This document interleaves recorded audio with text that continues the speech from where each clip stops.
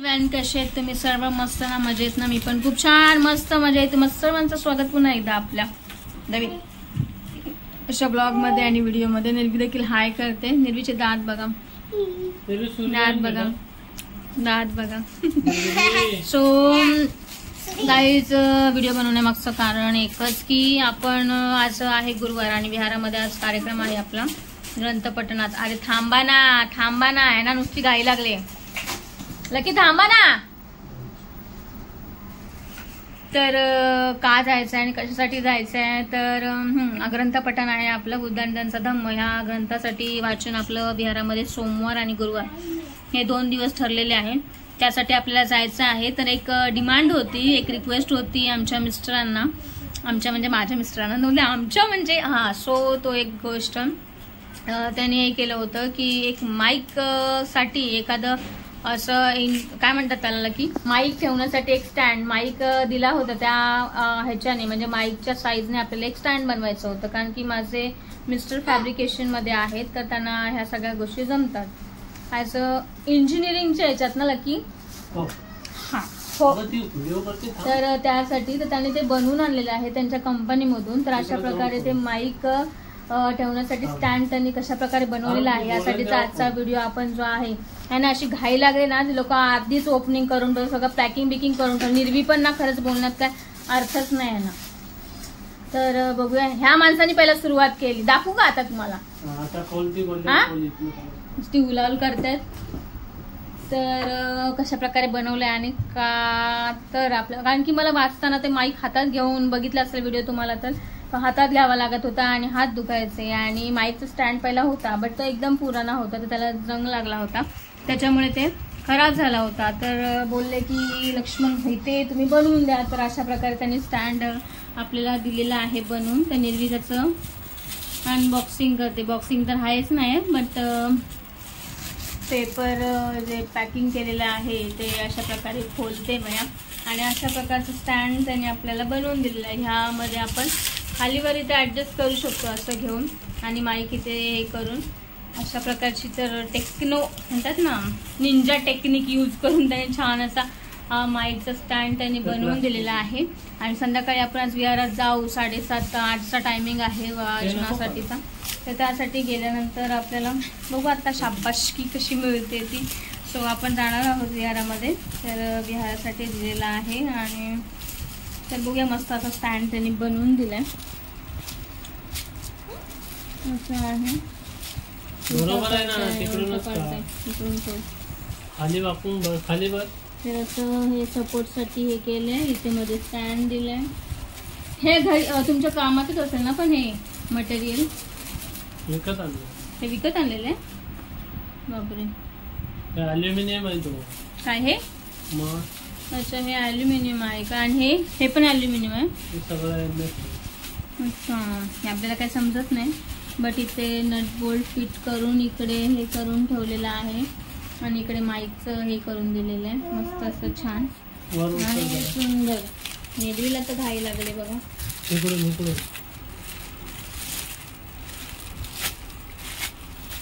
तर जसं सांगितलं होतं तसं स्टँड आपला भाई बनवून दिलेला आहे आपल्या लक्ष्मण भाईते साहेबांनी. आजची डेट लिहून ठेवा त्याच्यावरती. पाहिजे त्यांनी डेटला ज्यांना पाहिजे त्यांनी. तर आता आपण माईक त्याच्यामध्ये ॲडजस्ट करणार आहोत. ते ॲडजस्ट करून दाखवतात कशा प्रकारे करायचं आहे ते. ठीक आहे. आणि माईक दाखवते तुम्हाला.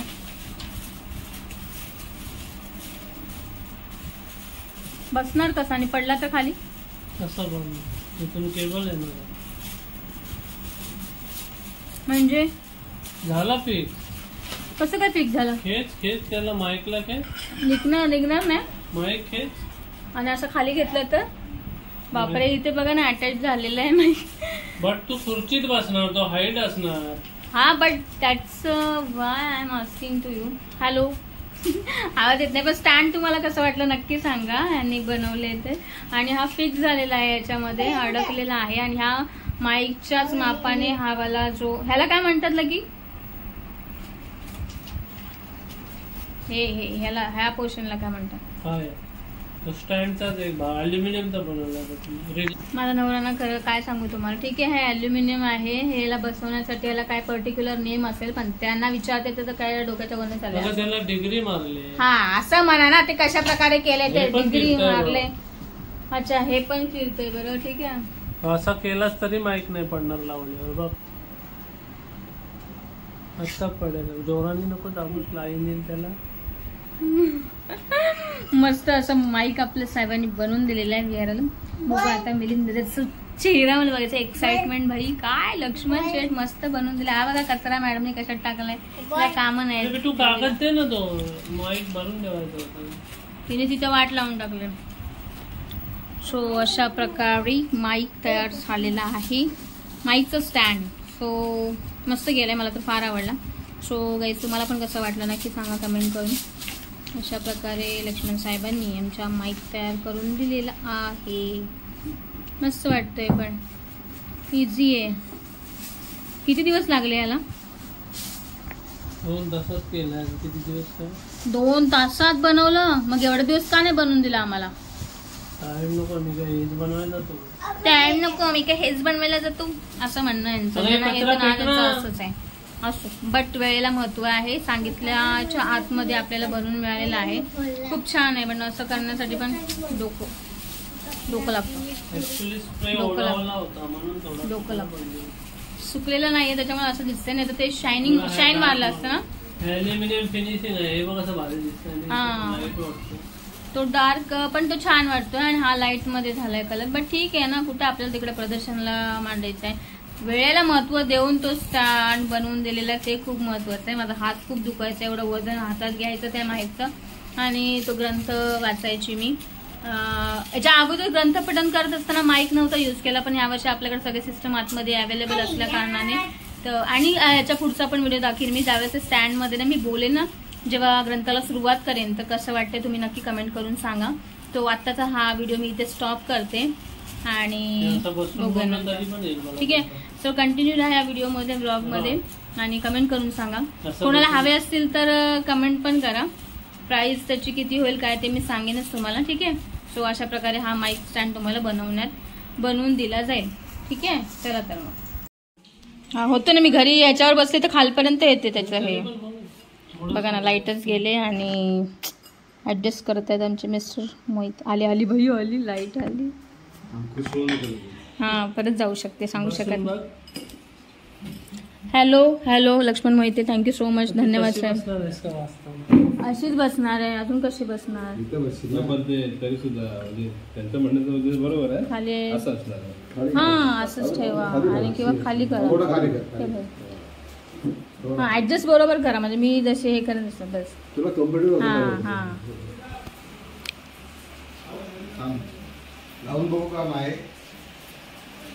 हा वायर लावून बघ दादा, म्हणजे आपल्याला एक अंदाज येईल.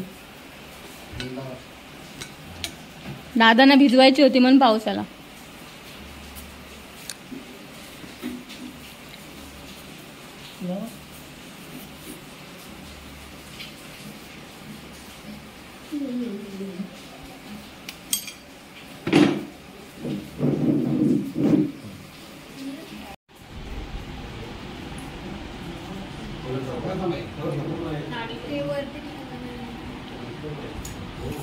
लागलं वरतीच ठेवा आधी.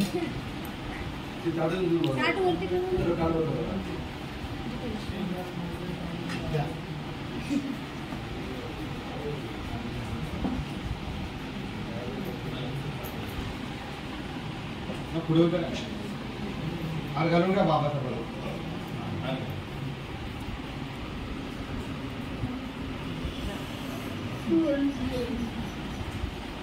अगरबत्ती मेणबत्ती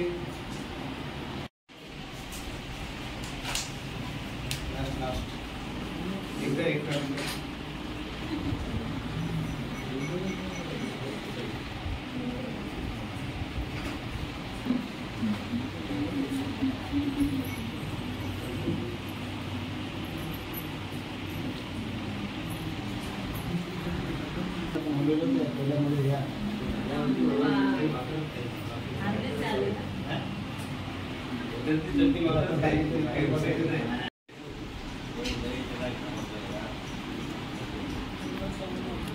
मेणबत्ती आणि अगरबत्ती प्रज्वलित केलेली आहे आणि आता आपण लगेचच पंचशील त्रिसरण पंचशीलला सुरुवात करणार आहोत वंदना घ्यायला आणि पण सुरुवात करणार कारण की आज वाजलेले आहेत 8 वाजून 10 मिनटं झालेले आहेत. लवकरात लवकर करायचं आहे. सुरुवात करूया आपण.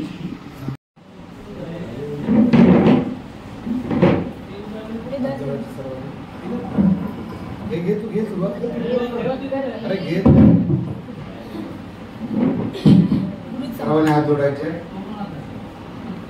सामुदायिक त्रिसरण पंचशील. नमो तस्सा भगवतो अरहतो सम्मा संबुद्धास्सा. नमो तस्सा भगवतो अरहतो सम्मा संबुद्धास्सा. नमो तस्सा भगवतो अरहतो सम्मा संबुद्धास्सा. बुद्धं शरणं गच्छामि. धम्मं शरणं गच्छामि. संघं शरणं गच्छामि. द्वितीयंपि बुद्धं शरणं गच्छामि. द्वितीयंपि धम्मं शरणं गच्छामि.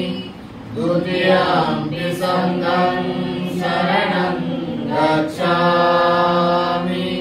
तृतीयंपि बुद्धं शरणं गच्छामि. तृतीयंपि धम्मं शरणं गच्छामि. तृतीयंपि संघं शरणं गच्छामि.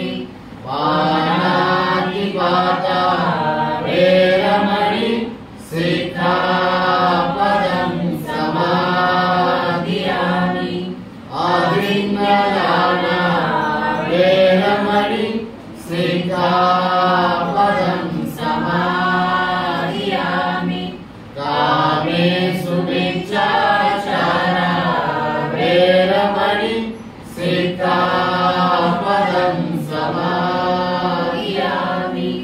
मुसावादा वेरमणि सिक्खापदं समादियामि. सुरामेरयमज्जपमाददान वेरमणि सिक्खापदं समादियामि. साधु साधु साधु.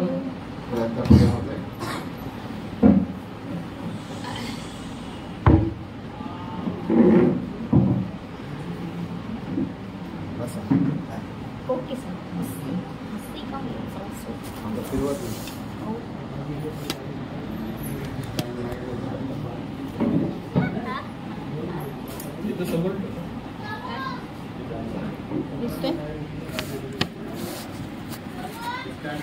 बस व्हेरी गुड. तर ठीक आहे, आपण आता सुरुवात करत आहोत. याच्या अगोदर आपण पाहिलं होतं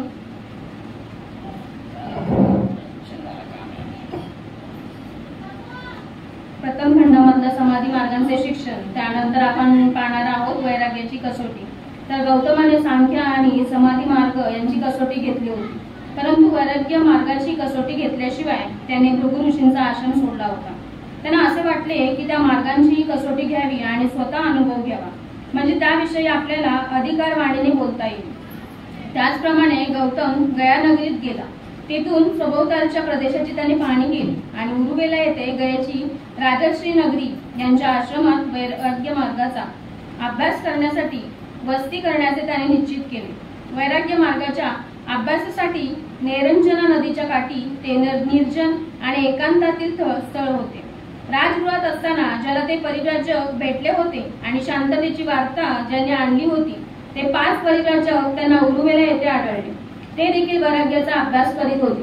त्या भिक्षूंनी त्यांना तिथे पाहिले आणि त्यांनी आपल्याला बरोबर घ्यावे म्हणून त्यांनी त्यांना विनंती केली. गौतमाने त्यांची विनंती मान्य केली. नंतर त्यांच्या आज्ञेत शिष्याप्रमाणे वागून त्यांनी त्यांची आदरभावाने सेवा केली. ते नम्रतेने त्यांच्या बरोबर राहू लागले. गौतमाने सुरू केलेली तपश्चर्या व आत्मक्लेश त्यांचे स्वरूप अत्यंत उग्र होते. काही वेळ तो भिक्षेसाठी 2 घरी जाईल, पण दर दिवशी 7पेक्षा अधिक घरी तो जात नसे. प्रत्येक घरी केवळ 2 घासांची भिक्षा घेईल, पण 7पेक्षा अधिक घासांची भिक्षा तो स्वीकारित नसे. दररोज तो फक्त 1 वाटीभर अन्नावर जगत असे, पण 7 वाट्यांपेक्षा अधिक अन्न तो स्वीकारित नसे. काही वेळा तो दिवसाकाठी एकदाच किंवा दर 2 दिवसांनी 1 वेळ याप्रमाणे जेवत असे. कधी आठवड्यातून एकदा तर कधी 15 एकदा. याचप्रमाणे ठराविकच प्रमाणात अन्नभक्षण करण्याचा त्यांचा कडक नियम असे. त्यांचा वैराग्य मार्गाचा अभ्यास अधिकाधिक होऊ लागल्यावर हिरव्या वनस्पती किंवा रानातले ज्वारी बाजरीसारखे धान्य किंवा पाण्यातल्या वनस्पती किंवा भाताच्या तुसाच्या आत सापडणारे तांबडे पीठ किंवा भातावरची पेस्ट अथवा तेल बियांचे पीठ एवढ्याचा त्यांचा आहार असे. रानटी फळे व कंदमुळांवर किंवा वाऱ्याने झाडांवरून पडलेल्या फळांवर ते आपली उजराण करत असत. त्यांचे कपडे तागाचे, धुळीच्या ढिगात सापडलेल्या तागासारख्या चिंध्यांचे, झाडांच्या सालींचे, काळविटाच्या संबंध आणि अर्धा कातडांचे, गवताचे, झाडाच्या सालींचे किंवा लाकड्या पट्ट्यांचे आणि माणसांचे किंवा जनावरांचे केस विणून केलेल्या घोंगडीचे किंवा घुबडाच्या पंखांचे असत. त्याने आपल्या डोक्याचे व दाढीचे केस उपटून टाकले. उभे राहून घेतलेले आसन तो बसण्यासाठी केव्हाही सोडून देत नसे. मांडी घालून बसल्यानंतर तो कधी उठतच नसे, तर मांडी घालून बसलेल्या स्थितीत राहूनच तो हालचाल करीत असे. अशाच प्रकारे निरनिराळ्या पद्धतींचा अवलंब करून तो वैराग्याच्या इतक्या पराकोटीला गेला की आपल्या शरीराला पराकाष्ठेच्या यातना आणि वेदना देण्यासाठीच तो जगू लागला. शेवटी तो इतक्या किळसवाण्या अवस्थेला येऊन पोहोचला की त्यांच्या अंगावर चिखल आणि घाण यांचे थराच्या थर इतके साचले की शेवटी ते आपोआपच पडू लागले. अरण्याच्या भयान अशा अंतर्भागात त्याने आपली वस्ती केली होती. तो भाग कोणाच्याही अंगाचा थरकाप होईल इतका भयान होता. त्यात जाण्याचे धाडस केवळ मूर्ख मनुष्यच करू शकला असता. जेव्हा हिवाळ्यात रात्री अत्यंत कडक थंडी पडत असे तेव्हा कृष्ण पक्षाच्या रात्री तो उघड्या हवेत राहत असे आणि दिवसा तो काळ्या कुट्ट गर्द झाडीत राहत असे. परंतु पावसाळ्यापूर्वी जेव्हा कडक उन्हाळ्याचा शेवटचा महिना येईल तेव्हा दिवसा तो अंग भाजून काढणाऱ्या उन्हात राहील आणि रात्री गुदमरून टाकणाऱ्या गर्द झाडीत राहील. जळलेल्या हाडांची उशी करून तो स्मशानात झोपेल. त्यानंतर गौतम दिवसाकाठी फक्त जाळीच्या एखाद्या दाण्यावर, एखाद्या तिळावर किंवा तांदळाच्या एखाद्या कणावर गुजराण करू लागला. ज्यावेळी दररोज तो फक्त 1 फळ खाऊन राहू लागला त्यावेळी त्यांचे शरीर अत्यंत क्षीण झाले. तो आपले पोट चाचपू लागला, पण त्याच्या पाठीचा कणा त्याच्या हाताला लागला आणि जर तो पाठीचा कणा चाचपू लागला तर त्याचे पोट त्याच्या हाती लागले. इतके की त्याचे पोट त्याच्या पाठीच्या कणाला चिकटले होते आणि याचे कारण तो अत्यंत कमी खात होता. त्यातला 5 म्हणजे वैराग्याचा त्याग. गौतमाने सुरू केलेली तपश्चर्या आणि त्यांचे आत्मक्लेश यांचे स्वरूप अत्यंत उग्र असे होते. अशा प्रकारची त्यांची तपश्चर्या व आत्मक्लेश 6 वर्षेपर्यंत चालले होते. 6 वर्षानंतर त्यांचे शरीर इतके क्षीण झाले की त्याला हालचालही करता येत नव्हती. तरीही त्यांनी नवीन प्रकाश दिसला नव्हता आणि ज्या प्रश्नांवर त्याचे मन केंद्रित झाले होते ते ऐहिक दुःखांविषयीच्या प्रश्नाचा त्याला किंचितही उलगडला झाला नव्हता. तो स्वतःशीच विचार करू लागला. हा मार्ग वासनामुक्त होण्याचा किंवा पूर्ण ज्ञानाचा अथवा मुक्तीचा नाही, तर काही जण इहलोकासाठी दुःख भोगतात, इतर लोक स्वर्ग लोकासाठी कष्ट सहन करतात. आशेच्या पाठीमागे लागल्यामुळे दुःखी ठरलेले आणि नेहमी ध्येयच्युत होणारे सर्व प्राणी मात्र सुखांच्या आशेने निश्चितपणे दुःखात पडतात. माझ्या बाबतीत देखील तसेच काहीसे झाले नाही का? मी जो दोष देतो तो प्रयत्न नव्हे, कारण हा प्रयत्न हीन दर्जाचा मार्ग टाळून उच्च दर्जाचा मार्ग अनुसरण्याचा आहे. माझा प्रश्न असा आहे की शारीरिक क्लेशांना धर्म म्हणता येईल का? ज्या अर्थी मनाच्या प्रेरणेने शरीर कार्य करते किंवा कार्य करण्याचे थांबवते त्या अर्थी विचारावर ताबा ठेवणे हेच योग्य होते. विचाराखेरीज शरीर हे कुत्र्याप्रमाणे आहे. जर केवळ शरीराचाच विचार करावयाचा असता तर अंधशुद्धीने पावित्र्य लाभले असते, पण त्याच मार्गकर्त्यांमध्येही पावित्र्य असतेच की. पण त्याचा काय उपयोग? ज्याची शक्ती नष्ट झाली आहे, भूक, तहान आणि थकवा यांनी जो गळून गेला आहे, थकव्यामुळे ज्याचे मन शांत राहिलेले नाही त्याला नवा प्रकाश प्राप्त होऊ शकत नाही. जे ध्येय मनाच्या साह्याने गाठावयाचे आहे ते ज्याला संपूर्ण शांतता लाभलेली नाही तो ते कसे गाठू शकेल?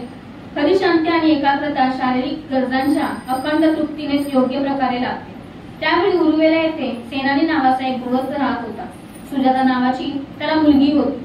सुजाताने एका वटवृक्षाला नवस केला होता आणि तिचा मुलगा झाल्यास दरवर्षी तो नवस फेडण्याचा तिने संकल्प केला होता. तिची इच्छा पूर्ण झाल्यावर तिने पन्ना नावाच्या दासीला नवस फेडण्याची जागा तयार करण्यासाठी पाठवली.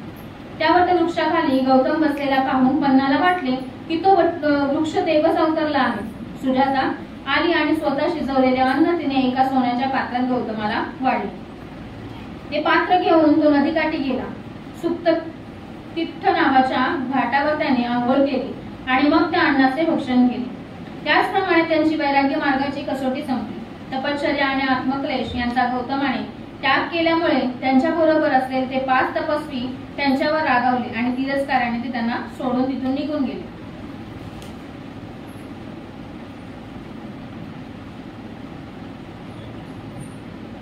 भाग 4 ज्ञानप्राप्ती आणि नव्या मार्गाची दृष्टी. त्यातलं एक नव्या प्रकाशासाठी चिंतन. अन्नभक्षण करून ताजतवाना झाल्यानंतर गौतम आपल्या आतापर्यंतच्या अनुभवाविषयी विचार करू लागला. सर्व मार्ग अयशस्वी झाल्याने त्यांना दिसून आले. ते अपयश इतके मोठे होते की कोणाही माणसाला त्यामुळे पूर्णपणे वैफल्य आले असते. त्याला अर्थातच वाईट वाटले, पण वैफल्याने मात्र त्याला स्पर्शही केला नाही. एखादा मार्ग सापडेल अशी त्याला नेहमीच आशा वाटे. त्याला इतकी आशा वाटे की सुजाताने पाठवलेल्या अन्नाचे सेवन ज्या दिवशी त्याने केले ना त्याच दिवशी रात्री त्यांना 5 स्वप्न पडली आणि जेव्हा ते जागे झाले तेव्हा आपल्याला खात्रीने ज्ञान प्राप्ती होणार असं त्याने त्या स्वप्नांचा अर्थच लावला. त्याने आपले भविष्य जाणण्याचा प्रयत्न. बुद्धांनी धम्मदेवा वाचून आहोत. किती मोठं भाग्य आपल्या बाबासाहेबांनी ऐकवतो धम्म दिलं आपल्याला ऐकायला भेटणार. आज आपण पैसे देऊन पण खर्च करून पण आपल्याला चालणार नाही. पण आज बसल्या बसल्या आपल्याला धर्म कळाला. काय कळाला तर बुद्धांचा जन्म कसा झाला, बुद्धांनी घर कसं सोडलं, बुद्धांनी वैराग्य जीवन कसं जगलं, बुद्धांना ज्ञान प्राप्ती कशी झाली, त्याच्यानंतर पुढे परत बुद्धांनी प्रचार कसा केला, प्रचार कसा केला, त्यांची संघटना कशी तयार केली हेही पुढे आहे. म्हणजे एवढा मोठा धर्म आपल्याला बाबासाहेबांनी ऐकता आपल्याला दिलेला. म्हणजे बाबासाहेब हे बोधिसत्व वगैरे आपण बोलतो, पण मानतो का? तुम्ही मानता का आजपर्यंत बाबासाहेब बोधिसत्व आहेत? बोधिसत्व म्हणजे काय? आज आपण वाचलं. बोधिसत्व म्हणजे बुद्ध बनण्याचा प्रयत्न करणारा मनुष्य म्हणजे बोधिसत्व. मग बाबासाहेबांना आपण बोधिसत्व म्हणतो म्हणजे बाबासाहेब बुद्ध बनणार आहेत म्हणून त्यांना आपण बोधिसत्व म्हणतो. मग बोधिसत्व बनल्याच्या नंतर बुद्ध बनण्यासाठी आपल्याला 10 पारमिता आहेत त्या पूर्ण करायला होतात. मग बाबासाहेबांनी त्या 10 पारमिता पूर्ण करणार, त्याच्यानंतर बुद्ध होणार ते सोडून द्या आपल्याला. पण जे आपल्याला बाबासाहेबांनी दिलंय त्याच्यावर आपण चाललं तर पाहिजे, थोडं तर चाललं पाहिजे. कुणी चालत नाही. 5 शील आहेत. 5 शील नाही, एक तर शील पाळू. आपण 5 शील नाही पाळू शकत कारण आपला परिवार आहे, प्रपंच आहे, आपल्याला सांभाळायचं आहे. बाबासाहेबांनी हे सांगितलं तुम्ही 1 शील पाळा. भरपूर झालं जीवनामध्ये. ह्या जीवनात 1 जर शील पाळलं भरपूर झालं. पुढचा जन्म होईल तेव्हा बघू आपण पुढचा शील पाळू. काय असं जबरदस्ती नाही 5च्या 5 पाळलं पाहिजे, पण शक्य होईल तेवढं करा तरी प्रयत्न केला पाहिजे तर होईल. म्हणून प्रत्येकाने शिलाचं पालन करा तर आपण पुढे जाऊ. आज आपले बौद्धचारी सामने संघ, भिक्खू संघ हे का निर्माण झाले? ते आपल्यासाठी आपल्याला ज्ञान प्राप्ती करण्यासाठी चालले. आज बौद्धचारी आपल्याला पूजापाठ करतो. बघा पूजापाठ पण वेगवेगळे. तुमचा वारसा असेल तर पूजा वेगळी, कोण जन्माला आला त्याला पूजापाठ वेगळी, कोण मेला त्याची पूजापाठ वेगळी, कुणाच्या घरात जर उद्घाटन असेल त्याची पूजापाठ वेगळी, लग्न समारंभ असेल त्याची पूजापाठ वेगळी. त्याचं कारण काय तर ते बौद्धचारी सांगतात आपल्याला कधी कधी, पण आपण ऐकत नाही. करतायत ना ते त्यांचं कामात ते करतात, पण नाही ऐका बौद्धचारी नक्की पूजा काय करतो ठीक आहे आपल्याला नाही कळत कारण की पाली भाषेमध्ये आपल्याला पाली भाषा येत, आपण मराठी मानतो त्याच्यामुळे आपल्याला कळत नाही. पण बौद्धचार्याचं काम असतं की ती पाली भाषेतला थोडंफार का त्या पूजेचा अर्थ कळला पाहिजे. आता बघा आठवं गातात, लग्नामध्ये आठवं गातात का बोलतात? जर कारण असेल ना काहीतरी. आता जन्म आला त्यानंतर आपण आशीर्वाद घालतो का देतात? काहीतरी कारण असल्याशिवाय नाही. ते का आता तयार का केल्यात बुद्धांनी ते आपल्याला म्हणजे बौद्धचार्यांचं काम आहे ते. कारण आपण मनुष्य आपल्याला काय आपण रोज सकाळी उठतोय, कामाला जातोय, संध्याकाळी येतोय, जेवतोय, झोपतोय. त्याच्या पलीकडे आपण काय करणार? कधी कुठं वेळ भेटला तर आपण वेळाला देतो. बसतो थोडं ऐकतं घरी गेला हात पाहिलं होतं तसं असंच झालेलं आहे. तर तुम्ही परत असं करू नका, थोडंफार का होईना पण बुद्धांच्या मार्गात चालण्याचा प्रयत्न करा, शिलाचं पालन करा, एवढंच बोलताना इथे सांगतो. आत्ताच आपल्याला वाचून केली आणि त्याच्यामुळे असं त्यांनी सांगितलं काही गृहस्थातून वैराग्य गेले, वैराग्यानंतर ज्ञान प्राप्ती कशी करायची त्यावेळेस त्यांनी आपल्या सुजाता नावाच्या भगिनीनं त्याला जे किरदान केलं त्याचं सोळ्याच्या ताटामध्ये, तेव्हा त्यांना तेव्हा त्यांनी ते अन्न पहिलं खाल्लं आणि त्याच्यानंतर त्यांना वाटलं की आपल्याला जे ज्ञान प्राप्त झालं की नाही याची जी प्रचिती घ्यायची असेल तर आपण या निरंजन नदीच्या पात्रामध्ये ते त्यांनी दिलेलं अन्नाचे जे पात्र होतं म्हणजे जे ताट होतं त्याच्यामध्ये टाकलं आणि त्याला सांगितलं की जर मला ज्ञान प्राप्त झालं असेल तर हे ताट प्रवाहाच्या विरुद्ध दिशेने जाऊ होणार असेल म्हणजे झालेलं असेल तर होणार होणार होणार असेल तर प्रवाहाच्या विरुद्ध दिशेने जाऊ द्या. त्याप्रमाणे ते ताट प्रवाहाच्या विरुद्ध दिशेने जाऊन ते एका ठिकाणी गेले, ताट पुढे आलं आणि तेव्हा त्याला कळलं की नाही मला ज्ञान प्राप्त होणार आहे. म्हणून त्यांनी नंतर तिथून ते बुद्ध गेला आणि तिथं त्यांनी एका पिंपळ्या झाडाखाली बसून आपल्याला ज्ञान प्राप्त करून घेतले आणि नंतर त्यांनी पुढच्या वेळेला पुढे येणार होते आणि त्यांनी आपल्या ज्ञान प्राप्ती करण्यासाठी आपल्या देहाचा एवढा त्यांनी त्याग केला की अन्न वर्ग करून आपलं जास्तीत जास्त कसं आपल्याला अशावरती करता येईल त्याचा त्यांनी प्रयत्न केला आणि हीच माहिती आपल्याला दिलेली आहे. हे एवढंच बोलतो त्यांनी एवढंच थांबतो. Very good. तर आपण वाचनामध्ये सांगितलेलं आहे तशा पद्धतीने थोडासा खुलासा झालेला आहे आणि खरंच आपण भले काय तोडक्या मोडक्यात आपण इथं बसतोय म्हणजे आपल्या इथं काय भाषणच करायला पाहिजे असं काय नाही की आपल्याला जे काय समजलं पुस्तकामधून जे काय आपल्याला समजलं ते आपल्याला आपल्या ज्या इथं समोर आहेत त्यांना सांगायचं. चुकलं तरी आपलीच माणसं आहे, त्या लोक हे करायचं आहे की त्यांनी पारमिता पाळायच्या आहेत, सगळ्या मनाची शुद्धी करून घ्यायची आहे आणि खरं म्हणजे मन आहे. कारण आपण जेव्हा इथं गप बसलेलो असतो तेव्हा आपल्याला माहिती आहे की ह्या महिला मंडळ असेल किंवा आपण पुरुष मंडळ देखील असतो की आपलं मन फार तिकडं नाक्यापासून फिरत येतं, तिकडे काय चाललंय, तिकडे घरात काय चाललंय, म्हणजे मनाची एक आणि त्या यांना भगवान बुद्धांनी त्याच्यावरती खरंच म्हणजे कंट्रोल केलेलं आहे की त्यांना जी वासना असेल किंवा काय असेल काम इच्छा असेल की आपल्या मनामध्ये नको नको ती शंका येतात त्याच्यावरती त्यांनी नियंत्रण केलं. म्हणजे ते बुद्ध असे फुकट झाले नाहीत की त्यांनी त्याच्यावरती कंट्रोल केलं की मनाला म्हणजे मनाला जर कंट्रोल करायचं असेल तर त्यांनी त्याच्यासाठी आपल्याला त्यावरती म्हणजे ध्यान साधना दिली की श्वासोश्वास घेणे श्वासोश्वास सोडणे म्हणजे त्याच्यावरती नियंत्रण त्यांनी केलं आणि त्याच्यामुळे त्यांना ते समजलं की बाबा हा म्हणजे मनाला त्यांनी कंट्रोल केलं.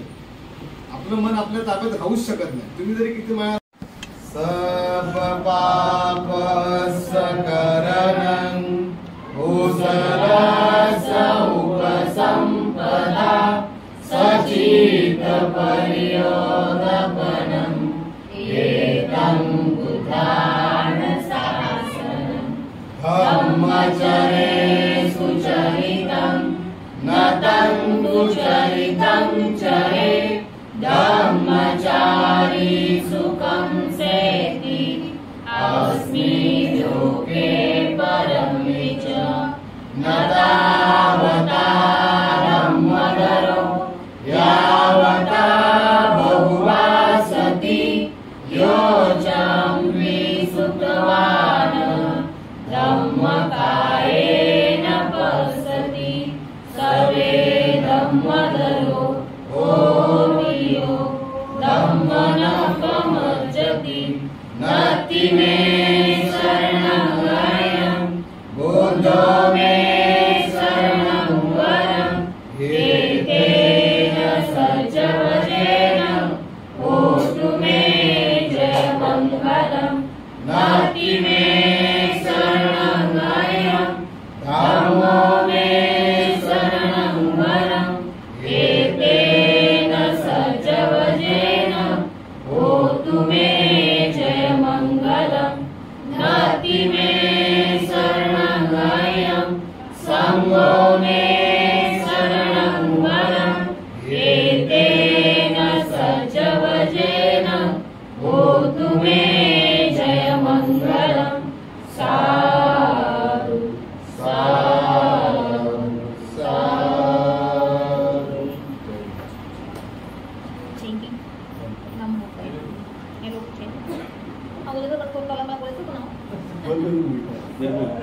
आता काय बोलू, तेच सरनात ते बोलायचं होतं. आवाज ऐकते येतच नाही, येतच नाही.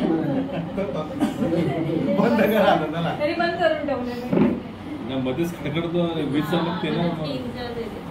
इंद्रा हाताला घेतला, जरा शांत बसवलं.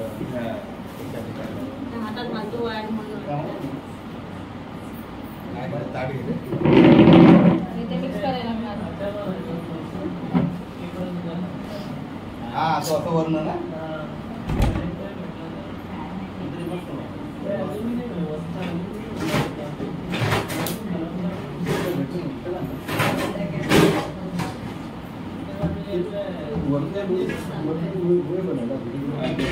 हात दुखत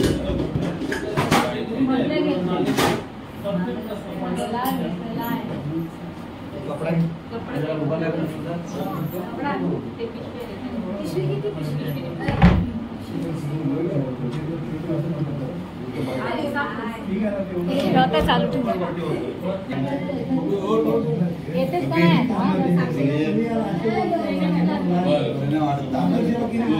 वाटतो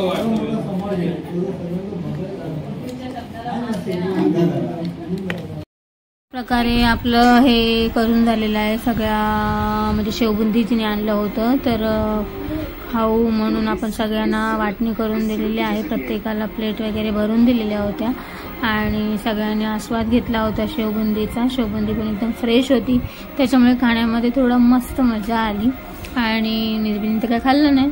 आणि आणि मी म्हणत होते आमच्या अध्यक्षाबाई नेहमी हजर असतात, असा आमचा विषय चालला होता. आणि त्याचबरोबर सगळ्यांना बरोबर पुरलं आणि त्यातलं उरलं पण. मग त्यानंतर आम्ही उरलेलं ज्यांनी दिला होता तो मान त्यांनी त्यांच्याकडे पाठवून दिला, मग ते त्यांच्या घरी घेऊन गेले. पण अशा प्रकारे दर टायमाला आपला विहाराचा ग्रंथपठणाचा जो कार्यक्रम असतो, असे 2 वार ठरलेले आहेत, सोमवार आणि गुरुवार. या 2 वाराच्या दिवशी आपल्याला गोड काय ना काहीतरी खायला मिळतच असतं. आणि अशा प्रकारे आपण ग्रंथपठण हा जो कार्यक्रम असतो 2 दिवसांचा अशा प्रकारे पार पडतो. आणि उपस्थिती पण सगळ्यांची